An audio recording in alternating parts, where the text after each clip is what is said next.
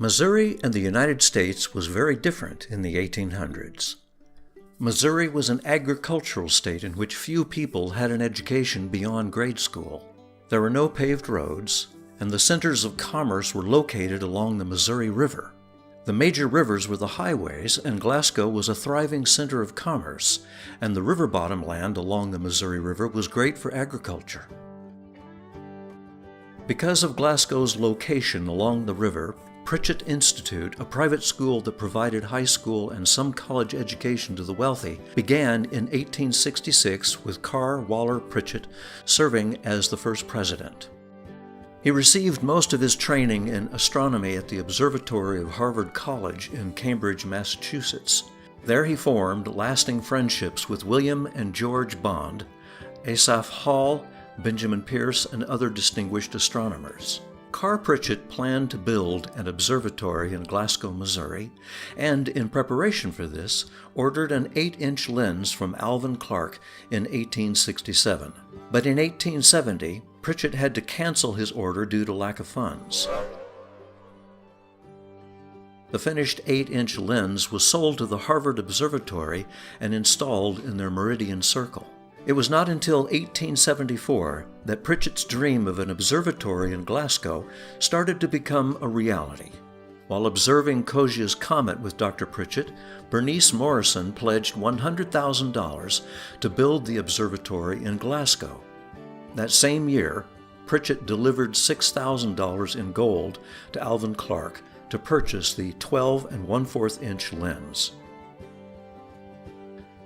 The Morrison family was wealthy and had business enterprises both in Glasgow and St. Louis. When the family was in St. Louis, Mrs. Morrison would often stay with the Pritchetts. She was fond of astronomy and went to Europe, which was the center of learning and science at that time. As a young woman, she convinced her family to provide the money so Carr Pritchett could establish an observatory in Glasgow.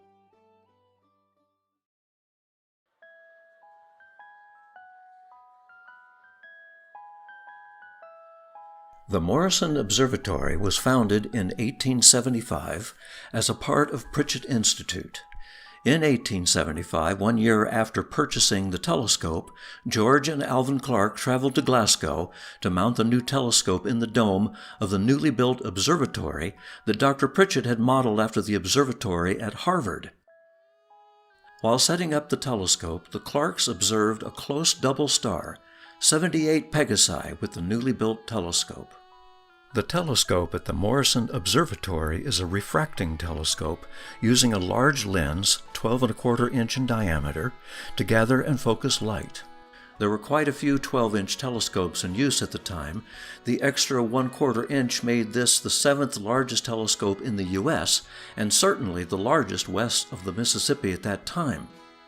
The lens was ground by hand by the Clark family, and their craftsmanship is still presently unrivaled. The telescope was constructed on site and is housed in a 17-foot-long tube. It is mounted on an equatorial mount, so it can access any part of the sky.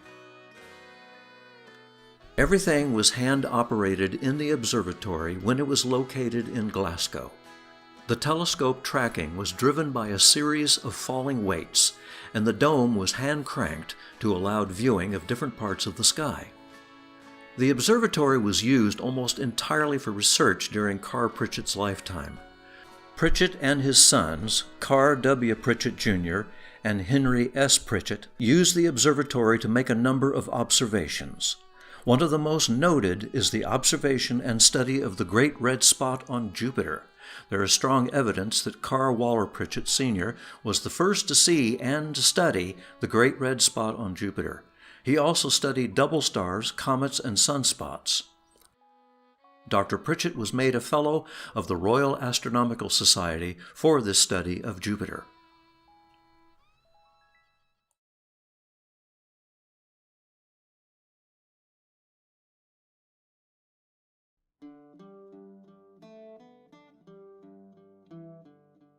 A year after the observatory was founded, George Clark returned to Glasgow to install a 6-inch meridian circle telescope. It's similar to instruments at observatories of the period like the U.S. Naval Observatory that was located in Washington, D.C. The Meridian Transit Telescope is a 6-inch telescope and only works along the north-south direction, which is the meridian. The telescope was manufactured in England by instrument makers Troughton and Sims. It was used to make very precise measurements of star positions to help provide information on how fast stars move. The telescope is precisely laid out north and south and is provided with sighting telescopes to check the alignment. It also has finely engraved dials and a series of microscopes to read the dials for precision. A meridian transit was also used to determine the time by noting when a star would cross the meridian.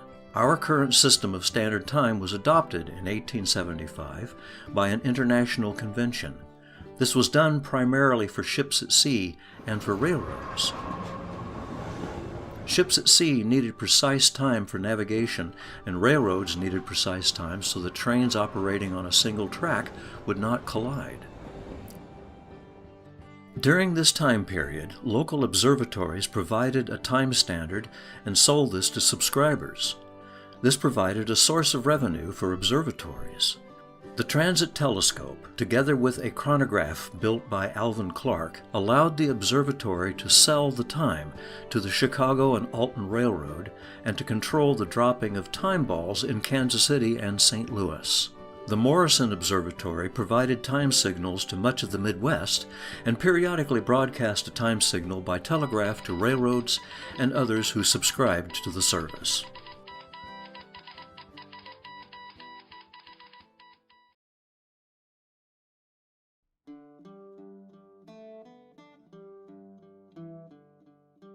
In 1904, Carr Waller Pritchett resigned as observatory director due to his failing health, and in 1906 he died. His work was carried on by his sons, but within a short period of time the poor financial condition of the Pritchett School caused the observatory to be virtually abandoned. The Pritchett Academy went bankrupt shortly after, and the school closed in 1922. The observatory equipment was left to fall into disrepair, and income from the observatory endowment was used to fund the Glasgow public schools. By 1926, the observatory had deteriorated to the point where chickens were roosting in the dome, and wasps had made nests on both sides of the great 12¼ Clark lens. The heirs of the Morrison family and Central College at that time sued Glasgow in 1926 over the observatory. Central College prevailed in the lawsuit and gained possession of the observatory.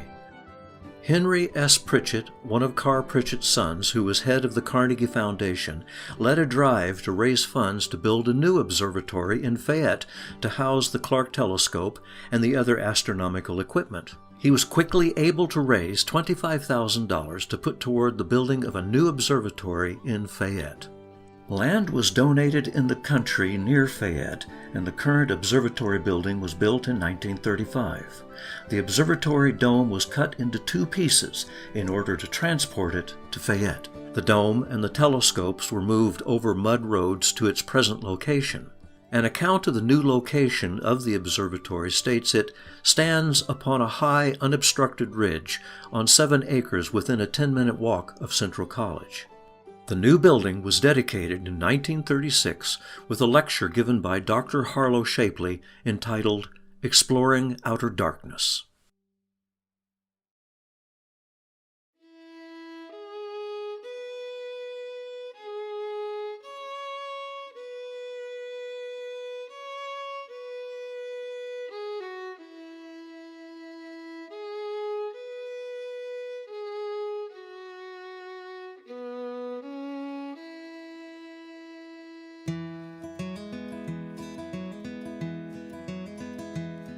Since the observatory was moved to Fayette, it has been used primarily for college courses and to provide an observatory experience for the public. The telescope went through a restoration in 1961 with a complete disassemble and cleaning of the objective lens. The process was followed step by step in the August issue of Sky and Telescope magazine. Over the course of a year, many hundreds of visitors tour the observatory. The public outreach is provided at no charge, and Central Methodist University is one of the few observatories in the state to provide this type of access. The public program is possible because of donations of time and money by both visitors and volunteers. The Central Missouri Astronomical Association, which was founded in the classroom of the Morrison Observatory in 1949, is of great assistance in maintaining and promoting the observatory. Telescope technology changed dramatically in the early 1900s. Scientists developed new ways to make high-quality mirrors by evaporating aluminum onto glass. This made it possible to build very large telescopes, which dwarfed the Clark 12¼ telescope. But still, to this day, there is something about a large lens refracting telescope that gives great views of planets. This, coupled with the history of the Clark telescope, makes it a treasure of Central Methodist University and Mid-Missouri.